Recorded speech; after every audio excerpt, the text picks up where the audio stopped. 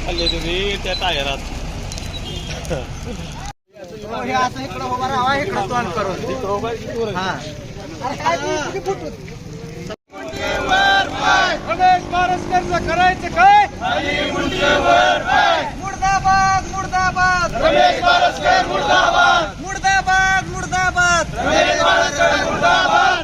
रमेश बारसकरचा धिक्कार असो, धिक्कार असो, धिक्कार असो. रमेश बारसकरचं करायचं काय?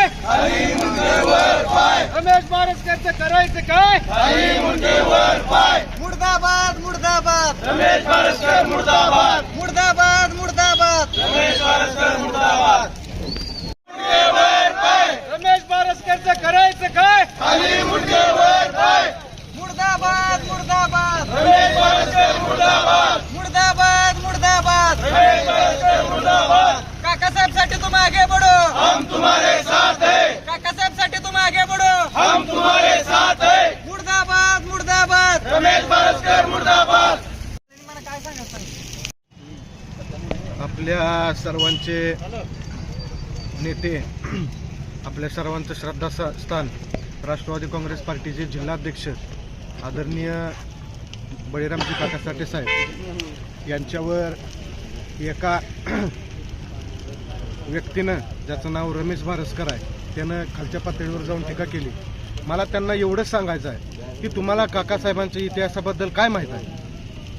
ज्या काकासाहेबांनी जीवनाच्या 70 वर्ष या राष्ट्रवादी काँग्रेस पक्षासाठी घालवली, या तालुक्यातील जनतेच्या सेवेसाठी त्यांनी आजारपणात सुद्धा या जनतेची कामं केलेले आहेत, सोडवलेले आहेत. आणि तुम्हाला खरंच जर बघायचं असेल तर या पक्षाचे राष्ट्रीय अध्यक्ष आदरणीय पवारसाहेबांकडे तुम्ही भेटायला जावा आणि तिथं जाऊन बघा आमच्या बळीराम काकांची ताकद काय. मी तुम्हाला एवढंच सांगू इच्छितो, तुम्ही आम्हाला फक्त तोंड उघडायला लावू नका. आमच्यावर संस्कार आदरणीय काकांनी चांगल्या पद्धतीने केलेले आहेत. जर तुम्ही ह्याच्यानंतरही काय वेडवाकडं बोलायचा प्रयत्न केला तर तुम्हाला माझं सांगणं आहे आणि मला तुमच्याबद्दल आदर आहे, तरी पण तुम्हाला सांगणं आहे, ह्याच्यानंतर जर तुम्ही काय बोललात तर जयदीप साठे तोंड उघडणार आणि तुमची सगळी अंडी पिल्ली बाहेर काढणार. आज तुम्हा आम्हा सर्वांचं दैवत काकासाहेब साठे यांच्यावर रमेश बारसकर नावाच्या व्यक्तीनं जी खालच्या पातळीची जी टीका केलेली आहे, तरी आम्ही काकासाहेबांचे समर्थक म्हणून एवढंच सांगतो की ह्या पुढं जर रमेश बारसकर यांनी काकांवर किंवा राजकीय नेतेमंडळीवर बोलताना विचार करून बोलावं. जर सातत्यानं तुम्ही जर करत राहिला तर काकासाहेबांचे समर्थक व जयदीपराजांचे समर्थक तुम्हाला ह्या पुढं उत्तर सोलापूर तालुक्यात काय तर सोलापूर जिल्ह्यात फिरू देणार नाहीत. एवढंच दृष्टीने मी तुम्हाला आव्हान करतो आणि तुम्ही जाहीररित्या समाज माध्यमांशी माफी मागावी आणि व तुम्ही बोलताना व्यवस्थित बोलावं, एवढीच मी तुम्हाला विनंती करतो.